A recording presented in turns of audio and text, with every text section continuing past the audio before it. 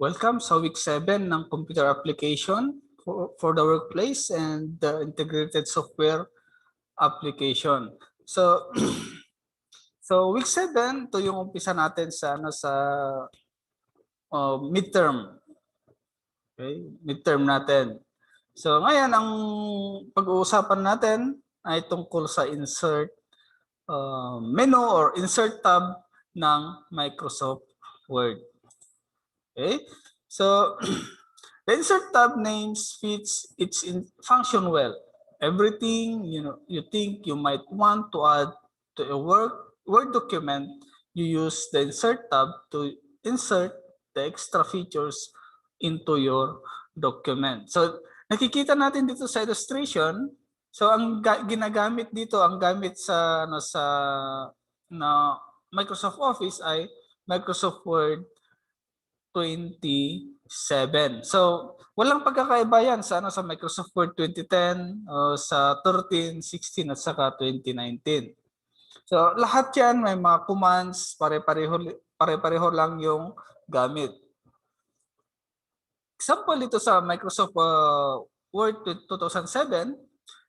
So, kung ano yung position ng insert command or yung insert tab, insert menu, pareho rin yun sa higher version ng Microsoft Office.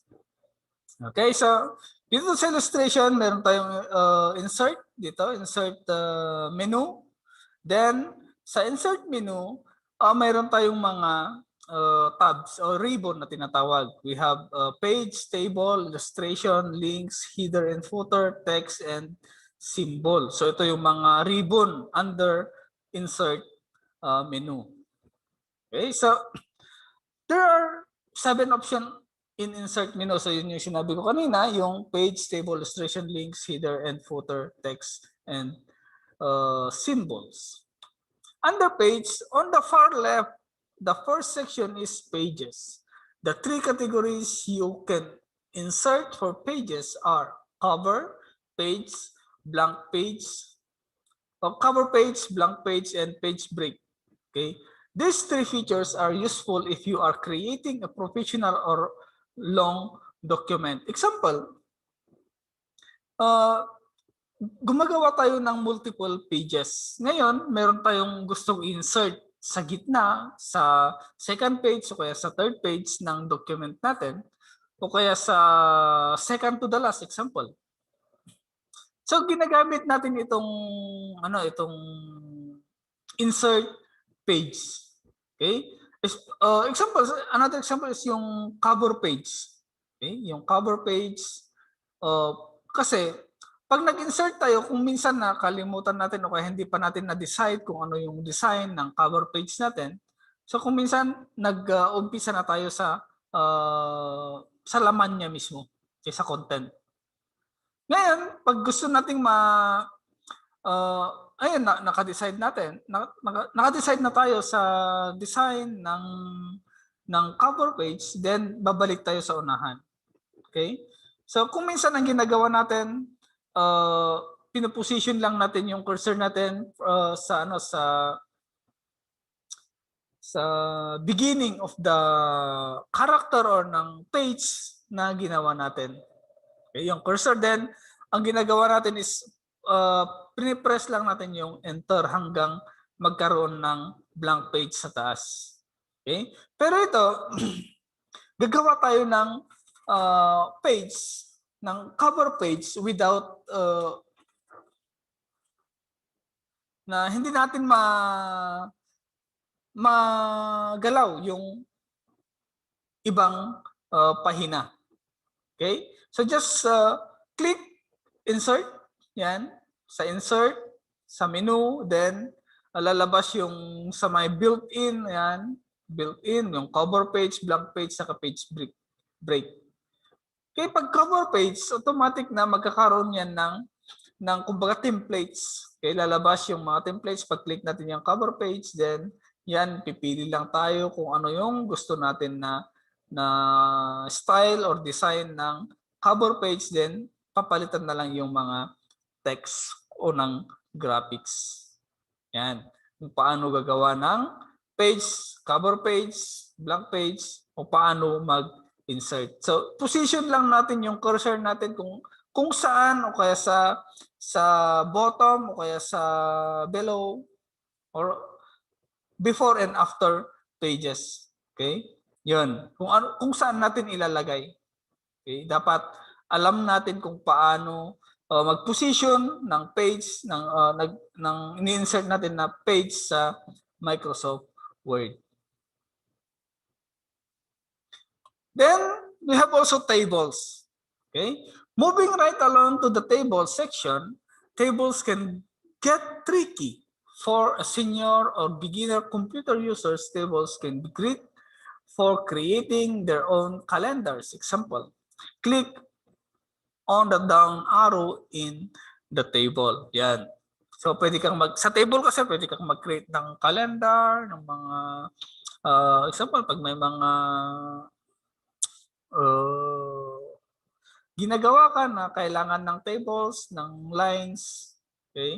Ng columns, ng rows, yan. So ang ginagamit natin ay tables. Okay? Yan. So and Word 2010 or 2007 creates your pre-designed table, another 2 tabs will appear. Okay? So notice the table tools, tabs design, and layout. Yan, table styles. In the beginning, you will probably only use the table styles section under the design tab. Okay, so dito sa pag-create ng table, pwede tayong manual na mag-create gaya ng paglagay ng pag-select ng rows ng column sa may menu, di ba? Diyan. Okay? Yan sa may ribbon, sa may table. Yan. Medyo i-position mo lang yung cursor mo o yung mouse pointer mo doon sa beginning ng ng mga box na yan. Then drag mo lang siya kung ilang row, ilang column yung gusto mong table, then lalabas dito sa may working area. For example ito, ilang table o ilang column yung na-select? 1, 2, 3, 4, 5, 6. So, ang mangyayari, 1, 2, 3, 4, 5, 6. So, ito yung column. Okay? Ito yung column, pababa. At yung rows naman, yan, horizontal. So, ilang rows yan? 1, 2, 3, 4, 5, 6. Anim din. 1, 2, 3, 4, 5, 6. So, we have 6 rows and 6 columns. Okay? Yung column, yun yung vertical. Okay? Pa-vertical, and yung rows naman, horizontal. Yan. So, yan yung ginagawa natin. Okay? Pero kung gusto natin, automatic na mag-design ng tables, ng calendar, pwede rin. Okay? Just ganito. Okay? Under table, meron tayong design. Okay? Pag-click natin yung table nang-insert, then table, lalabas yung tabs, 2 tabs. Okay? Design and layout. Yan yung dalawa. Then dito sa design, meron tayong built-in design or table styles na pagpipilian, mga yan. Okay? So, yan, piliin nyo lang kung ano yung gusto nyong design. Pwede naman nagagawa kayo manual, nagagawa kayo ng table, then pwede naman na kayo na mismo ang magkulay. Okay? So, pwede pa kayo makapili ng sariling o gusto nyong kulay. Okay? Then we have illustration. Illustration ribbon. Okay? Illustration is where you can add pictures of all types and styles to your document, like picture, clip art, shapes, smart art, and chart. Okay? Under picture, the first selection on illustration is insert a picture from a file. When you click on this, a window will open for you to browse to a photograph or other picture you have saved on your computer. Yan. Pag-click nyo ng picture, yan, dito, pag-click nyo ng picture, lalabas yung Windows Explorer window or dialog box kung saan nandyan yung mga pictures, yung mga saved pictures. Usually yung default destination yan ay yung sa my picture folder. Yan, picture folder. Kasi kung minsan meron tayong built-in pictures na nandito. Pero pag may nakasave naman kayo, automatic yan. Isi-search niya o kaya kayo mismo yung mag-search para makita niyo kung ano yung gusto nyong picture na insert niyo. Yan. Then we have also clip art. Clip art refers to pre-made image used to illustrate any medium. Okay? The clip art option appears in the task pane on the right. Okay? Then, sa my task pane, pag-click nyo ng clip art, ito, clip art ribbon, pag-click nyo yan, lalabas sa may task pane ng right ng window natin, ng screen, yung mga yung clip art option. Then enter keywords in the search for field that are related to the image you want to insert. Example, yung ribbon na key. Okay, yung keyword na ribbon. Then click the drop down arrow next to the search in field.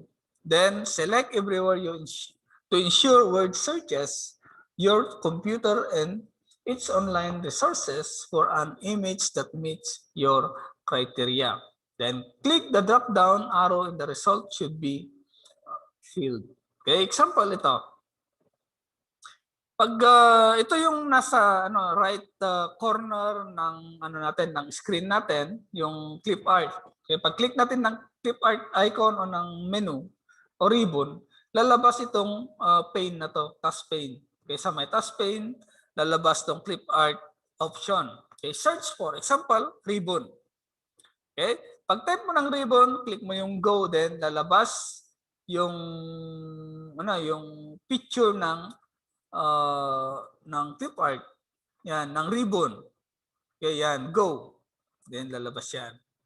So, ganun kung paano then paglabas niyan, kung mamili ka lang kung ano yung gusto mong ribbon na insert sa document, then pag napili mo na, select mo, then click insert or may arrow dito, drop down arrow, click mo lang yan at saka mag-insert. Pwede mo namang i-drag yan o kaya double click.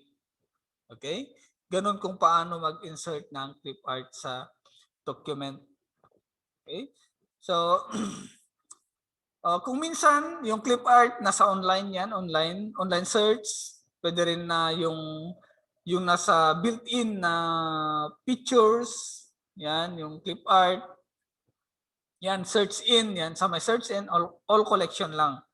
Okay? Then, selected media file types, yan, select ka lang, clip art, photographs, movies, sound. Since clip art yung hinahanap natin, of course, clip art yung i-click nyo. Okay? So, ribbon clip art, iba kasi pag photograph, mga yan, medyo kung minsan wala sa sa built-in photos natin, kundi nasa folder natin yung ginawa natin, yung mga photos natin. Yung movies, ganun din. Yung sound, at least yung sound, may built-in sound din yung computer natin. Okay? So, ganun lang kung paano mag-insert ng clip art. Then, we have shapes. Click the drop-down arrow on the shape. You will see a long list of shapes you can insert into your work 2010 or 2007, 2013, 2016, or 2019. To insert the shape, simply click on the location of your document you want to shape to appear and click the shape. Okay? Sa may shape, mayroon tayong drop-down arrow dyan. Yan, may drop-down arrow din lalabas yung mga iba't ibang klase ng shapes. Okay? Yan. So, may square, yan, oblong, rectangle, triangle, and so on. Stars, hearts, lahat-lahat yan, meron. Then, yan. So, Next to shape is the smart art. Art is a unique tool, and smart art will automatically design graphically designed lists, hierarchy chart, pyramids, and more. Smart art will put the graphics into your document, and you can customize it by highlighting and changing the text. Smart art allows you to visually communicate information rather than simply using text. Illustrations can make an impact on your document, and smart arts makes using graphics especially easy. Okay? So, nandyan yung smart art, meron tayong tinatawag na uh, parang pre-designed or built-in uh, list, okay, designed list, okay, like hierarchy chart, pyramid, and more. Okay, example nito is under yan. Under is type of smart art is list, process, cycle, hierarchy, relationship, matrix, and pyramid. Yung ano kanina. Then ito yung example of hierarchy, yung parang organizational chart. Okay, pag gagawa tayo ng organizational chart, parang ganito rin yung style. Okay, yung hierarchy. Then, we have the chart. So, alam naman natin kung ano yung mga charts, yung mga yung mga column, line, pie, bar, area, scatter, stack, surface, donut, bubble, and radar. Okay. The chart button will let you choose the style chart you would like, then automatically open a worksheet for you to enter your data to create your chart. This may seem like too many choices. It is pretty easy to choose one since they are separated into 11 different categories. Okay, 2, 4, 6, 8, 10, 11. Okay, yan. Ito yung column chart. Yan, column chart. Yung line, example nito, mga column chart, line chart, pie, bar, area, okay, X and Y or scatter, stack, surface, donut, bubble, radar. Okay, yan yung mga example ng or built-in example ng chart. Okay, so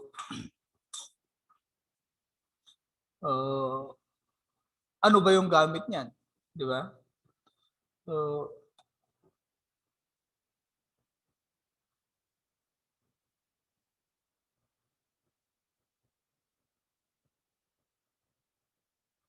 So, alam naman natin yung gamit ng chart, di ba?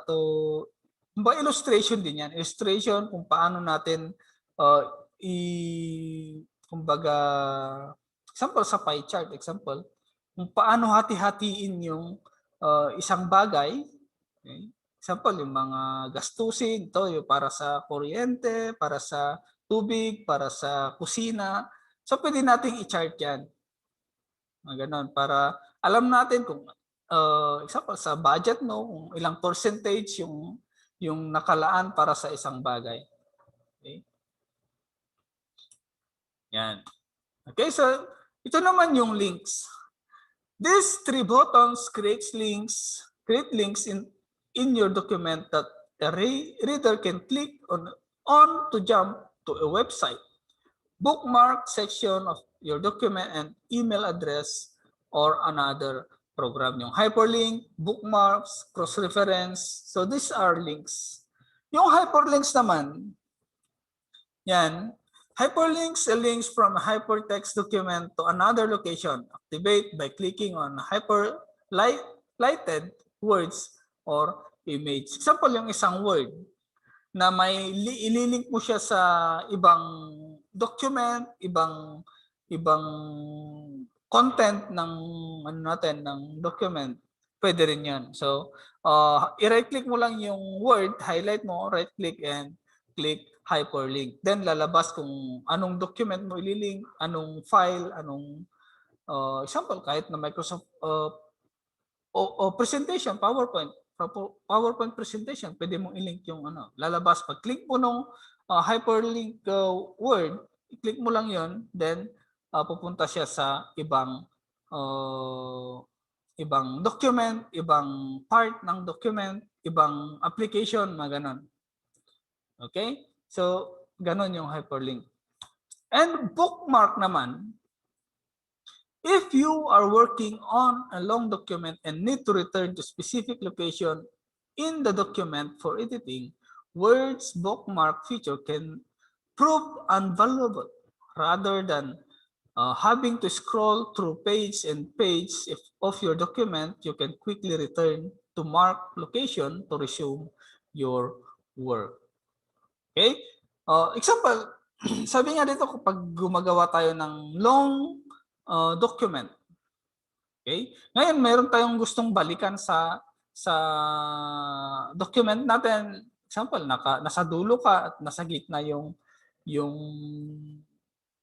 gusto mong balikan, and hindi na kailangan na i-scroll para balikan lang yan. So, meron tayong bookmark, sabihin lang natin, i-type lang natin kung anong part yun, then go to. Okay? Yan. Click mo lang yung go to, then yan. Or add lang natin para yon naka-ready na, then yun na. Okay? Then cross-reference. Kung cross-reference, reference to another text or part of text typically given in order to elaborate on a point. Yan.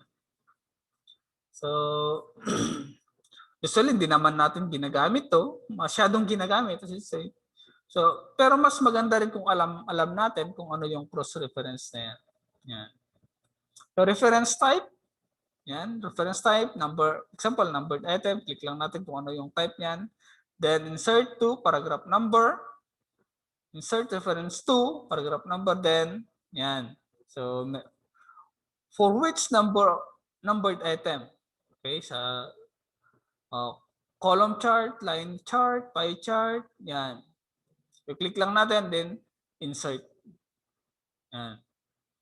Anong gusto nating insert sa document natin. Then click insert. Then we have also the header and footer.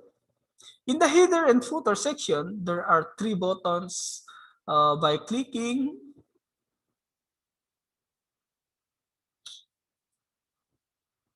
the header button, you are able to select the style for the text that will appear at the top of each page of your document.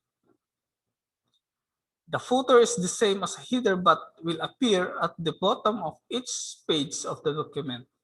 Eh, yung header, paano ba mapunta sa header? Okay, so of course, nasa insert menu yan.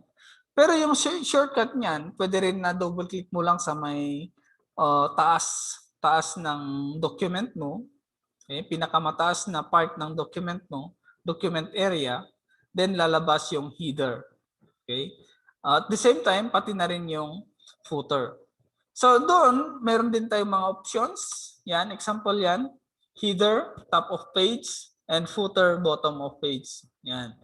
Yung page number, yung style o kaya design ng header or footer natin may built-in din. Okay? Example, yung page number, yung bottom of page, meron din yan. The page number will give you a selection of putting your page numbers at the top of page, bottom of page, page margin, or current position along with the formatting and removal option. Sa header or footer natin, pag nilagyan natin ng header yung isa, yung first page example, automatic na magkakaroon din yung another page. Okay? Pero may mga option din na kung gusto mo yung isang lang yung first page lang ang lagyan mo ng ng header. Pwede rin 'yon. Okay? So may mga option din 'yan. So Siguro sa ano sa Microsoft Word, medyo madali lang yung ano ito, yung mga commands. Wala namang wala namang masisira o kaya mawawala kung mag-explore din tayo kung minsan, no? Mag-explore, yan. Yun yung pinaka-importante, yung sarili natin na may discover yung isang bagay. Maganda rin yan. Okay? So that is page number. And text or text box. So ito pinag-aralan din natin nung last discussion natin yata, yung how to insert text box and clip art and text box yata yan, or word art. Yan, word art and text box. The text section lets you do even more formatting to your text in a document. For creating greetings card and other fancy document using this text function is easier than using the basic text in the home tab. Yan. So built-in design din yan ng text. Okay, text box. Yan. Quick parts. Yan. Quick parts will insert reusable piece of content, including field, document, properties such as title and author, or any preformatted. You use the quick part gallery to create, store, and find reusable piece of content, including text, document, properties such as title and author and field. Yan. Sample niya, word art. Yan, natapos din natin yan. Last topic, discussion. Yan, word art. When you click on the word art button, you get a selection of several styles of text. Okay, choose one and a window will open for you to type your text. When you click OK, you will get another selection of editing option. Okay, so napapansin niyo yan. So, under insert button kasi yan, insert menu. Okay? Yun yung ito yung mga ribbons ng insert menu. Okay, so pero sa yung last or yung previous discussion natin, nandun yung word art, yung text box.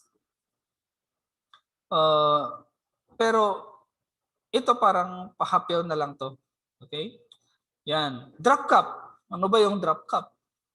Okay? Drop cap puts a large capital letter at the beginning of the paragraph. Yan, drop cap yung pangalan. Yung pag may nakikita kayong malaking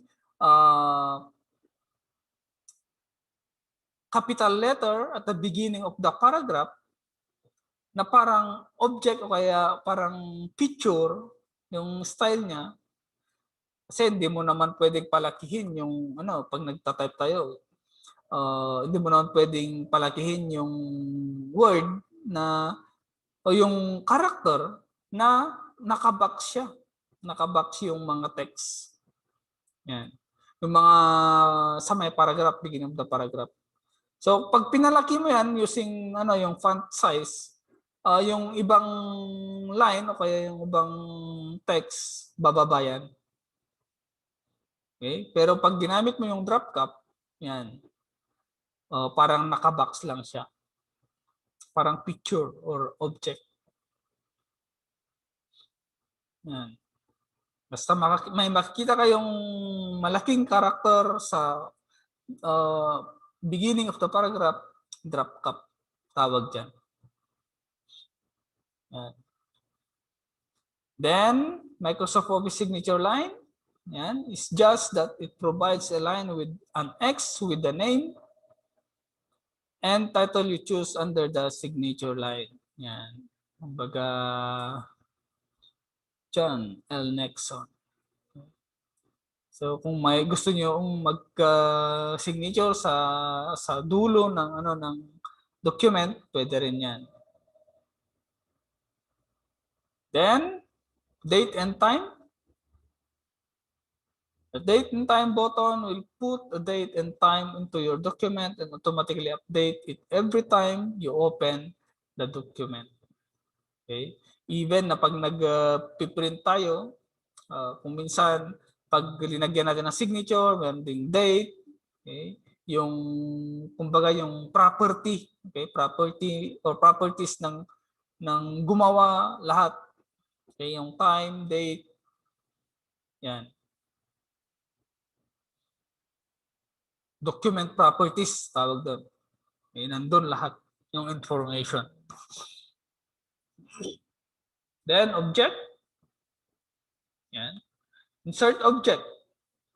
Object inserts an embedded object into your document as a media, clip art, or an Excel document. Dito sa object or insert object sa document, example sa Microsoft Word, pwede kang mag-import. Okay? Pwede kang mag-import ng tawag doon, ng object na gamit yung ibang application. Example, yung Microsoft Word Excel. Microsoft Excel, I should say. Yung Microsoft Excel, yung table niya, pwede mong i-insert sa document mo. Pwede rin yung PowerPoint, yung chart, yan, yung equation. Example, pag may mathematical equation ka na ginagamit, pwede mong gamitin dito sa Microsoft Word. Okay? So, maraming ano yan, maraming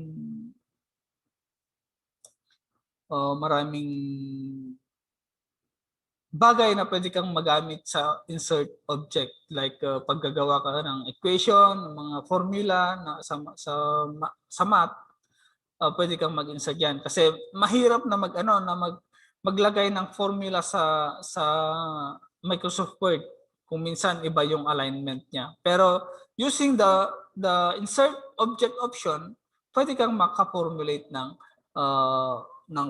formula, ng equation dyan sa Microsoft Word. Okay, then chart, pwede rin ng worksheet. Okay, so and symbols, yan. Draw arrows next to equation and symbols to get an idea and of the type of text you can create with this option. Symbols, these are built-in characters, kaya special characters kung saan pwede kang mag-insert sa document. Okay? Pwede kang mag-draw using these symbols.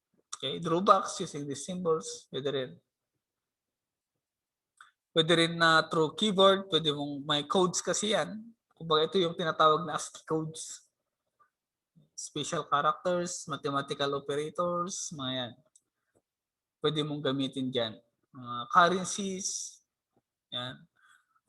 Tawag doon yung lines,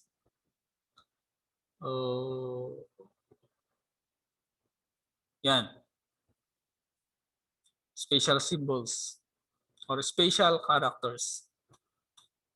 Then equations, yan yung sinasabi ko kanina, yung insert equations, pwede rin sa object. You can also edit your equation by simply clicking to equation tools. So, kung minsan nasa object yan, pwede kang mag-insert ng object or yung equation. Yan. Insert equation. Yan.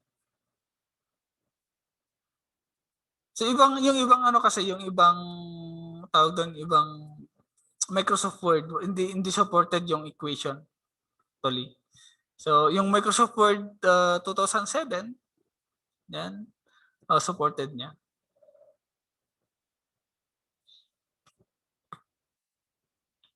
Okay, then shortcut keys, yan, alam naman natin yan, yung mga basic shortcut keys natin.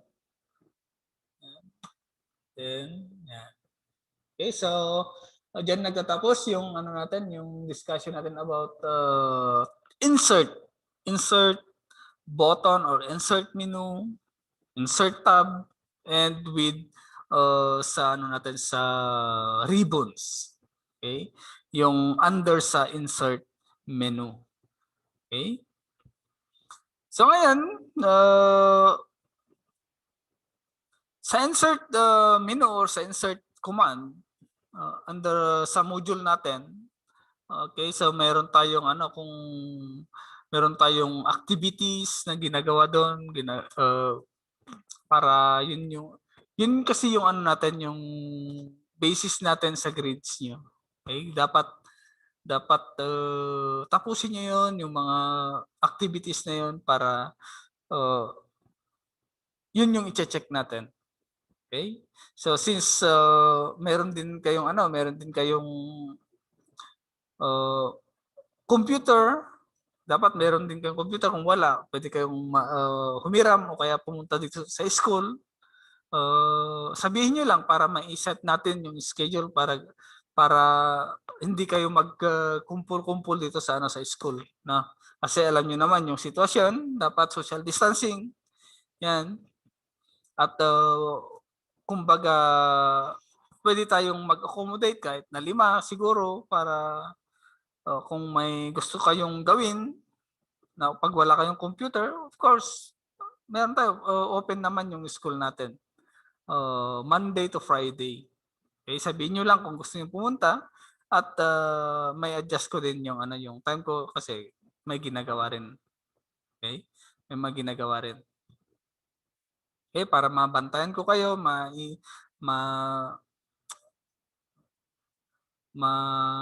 ituro ko kung ano yung hindi nyo naintindihan about sa topic natin. Kahit sa umpisa, kahit sa pinakaumpisa, pag meron kayong gustong linawin, okay? Basta punta kayo lang sa school. Okay? Mas mai-demonstrate kasi natin pag face to face, di ba?